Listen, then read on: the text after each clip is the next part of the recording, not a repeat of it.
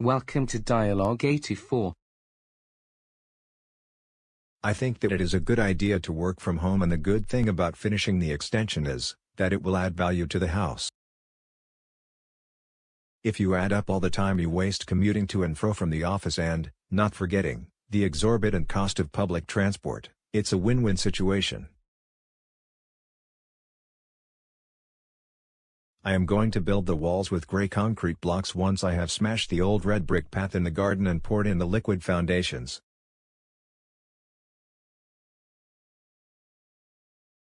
The ground is fairly firm and there is no need to pile driving the ground. Parts of the inner city are built on clay, and the wet winters and dry summers cause the expansion and contraction of the earth, which leads to subsidence.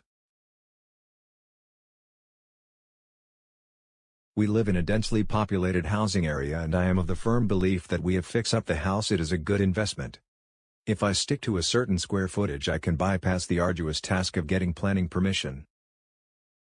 Although, I will still have to respect the building regulations.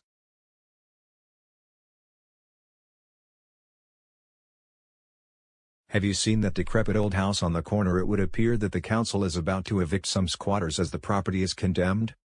The place was boarded up a few years ago after a compulsory purchase order was served on the owner.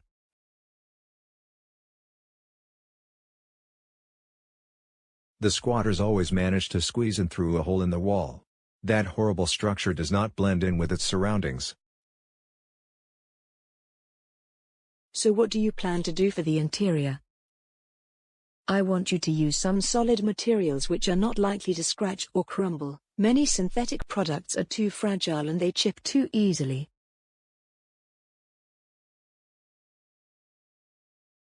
The color and the texture I will leave up to you. If you like, we can go and visit a DIY store next weekend. I know you like that opaque mineral flooring that is all the rage, something with specks in it. And for the ceiling, we can put up some wooden covering. Once I have put down a reinforced concrete base, we can buy some colored mineral powder that just needs to be watered down and spread out. It dissolves very easily and does not leave crumbs. In fact, it has a smooth plastic texture. I can borrow an electric cement mixer from our neighbor. He owes me a favor, as I am always lending him something. How much do you estimate that the whole thing will cost? I know you are good at that kind of stuff. I would say that the PVC doors and windows were going to be the most expensive items. I will ask a couple of local firms to put in quotes, but we will probably end up buying them ready-made. So give me a ballpark figure.